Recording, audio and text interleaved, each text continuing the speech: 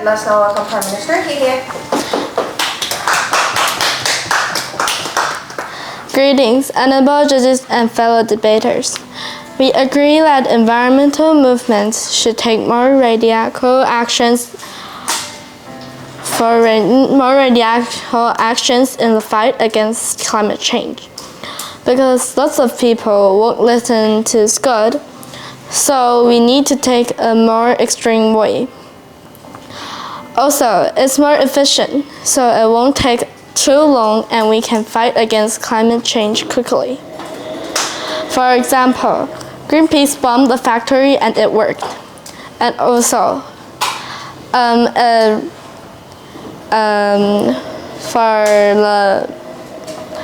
for before in Taiwan, lots of people won't wear.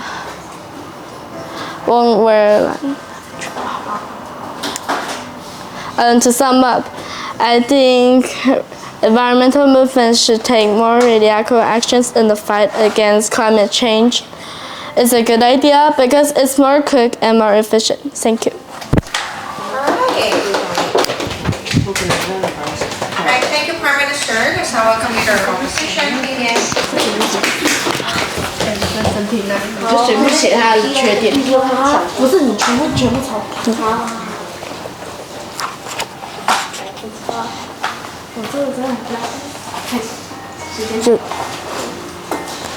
Yes, we agree with your issue, but when you use radical actions to talk to people, there's a chance that people might get hurt or harmed. But if you talk to people with a nice way, they might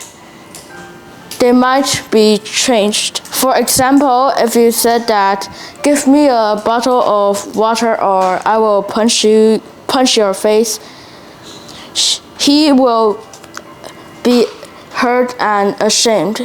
And it also might affect their emotions. But if you said that, can you please give me a bottle of water, they will be pleased and help you. In conclusion, I think that we don't need to force people into changing climate change. We can use nice way to talk to people. Okay. Thank you.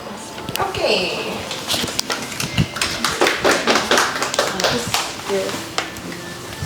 Alright, Deputy Prime Minister.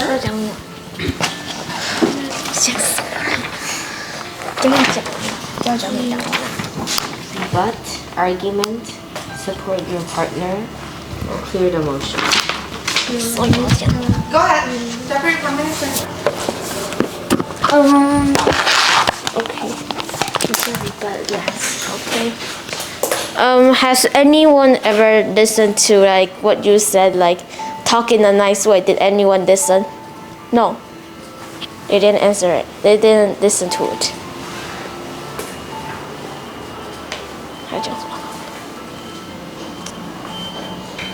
And you said like it might hurt people, but you can like clear out the people inside. Like when you're doing something extreme, you can clear out the people inside so they won't get hurt.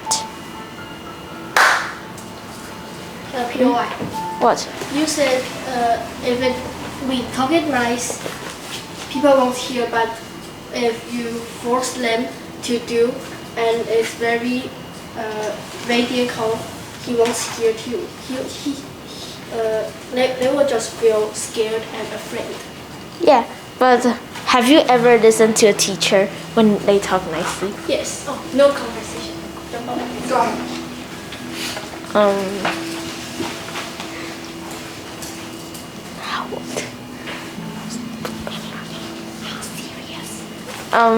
And like every year, the climate change equals to like a century. Like the climate change for 1 century is like in 1 year. Like the climate rise a lot.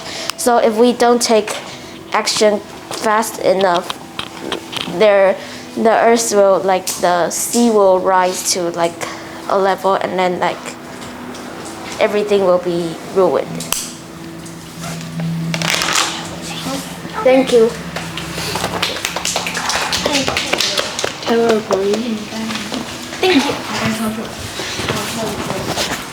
All right, that's your dinner proposition.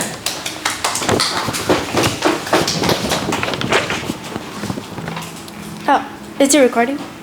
I think so, yeah. Okay, so firstly, I'm going to rebut to the last speaker. He said that if we ask nicely, no one will listen. But every time I ask but in our case, we think that's wrong because if you ask nicely and try to negotiate with people, there's actually a higher possibility that they'll listen. And their first speaker also said that Greenpeace, they bombed the factory and it worked. But if you're just bombing a factory, aren't you just creating more air pollution? That isn't really solving the problem of climate change. You're just creating more air pollution. So now I'm gonna get to my first argument. So our first argument is ask nicely. So if you ask nicely and try to negotiate with people more, then there's actually a higher possibility that they might change and they might listen to you and they might actually take action into solving climate change. But if you just use a radical way to maybe force them or pressure them, then they might not want to negotiate with you and talk to you that much. For example, just like my teammate, she talked about example. If you just ask a person, hey, go get me a water, then that person might think you're really impolite and you're not really respecting them, so they won't actually want to get the water for you. But if you ask nicely, hey, can you please get me a bottle of water, then they might actually listen to you and help you get the water. And so if we ask nicely and use rather a calm way to talk to them, not a radical way to talk to them, then there's actually a higher possibility that they might listen. And our second argument is that if you use a more extreme and radical way to force them or maybe even take action, for example, like their first speaker said, bombing the factory, people might get hurt, and when they're forced or you take it way too much and you're being very extreme, people might actually think you're very rude and they might get hurt. So you're not actually solving climate change. You're just making people feel hurt and ashamed.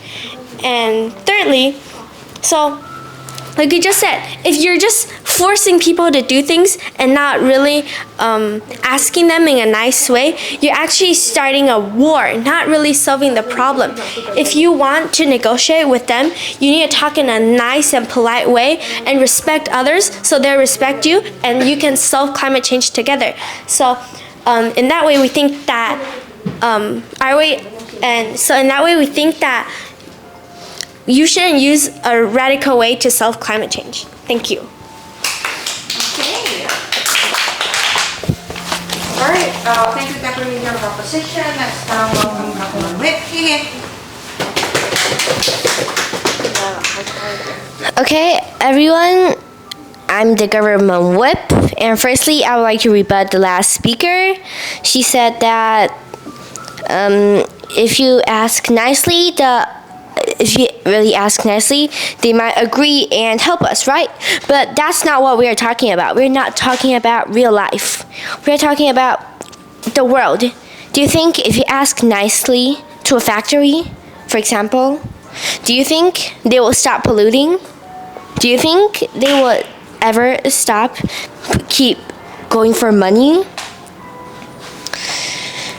And lastly, I would like to summarize our group's arguments. This problem is very serious and it's very broad. It affects the whole wide world. It's happening a lot right now. It's coming fast, and we have to find a way to solve it. And our solution is very possible.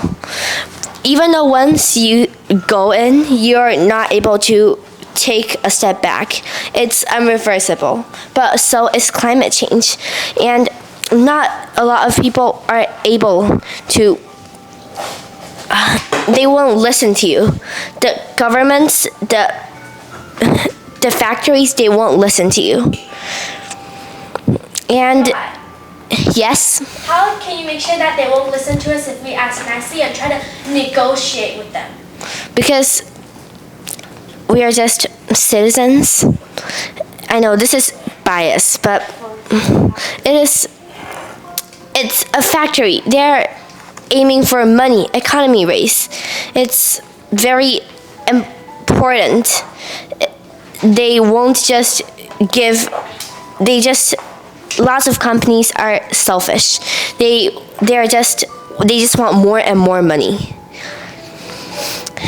And next is a clash analysis. I found out that both of our teams are trying to achieve world peace, but we have different ways and thoughts. Our thoughts are better because, again, not lots of people will listen if you just ask nicely. If you have to be strong so they will listen to you. And that's why our side is better. Thank you. All right, thank you, Government Whip. Let's now welcome Opposition Whip. Here.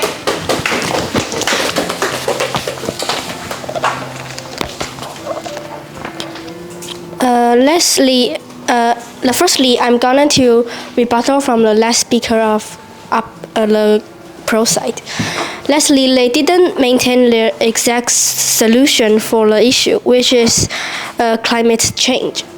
You didn't mention it. And for the first, and now I'm going to say our group's summary arguments. Firstly, we need to ask nicely. If you don't ask nicely, they'll feel nervous or they don't hear you and maybe feel scared. For example, hey, give me some water. If you don't give me water, I'll punch you and kick you. This way, you'll scare others and they won't give you. However, when you say this nicely, they might give you. If you are too radical to others, you will harm someone. For example, you hold a gun and try to shoot them, or you really shoot. Not only harm people's mental health, but also injured them. They got injured. Third, if you are radical, you are not making climate change better. You are harming people and creating wars. You may bomb the factories and make more pollution.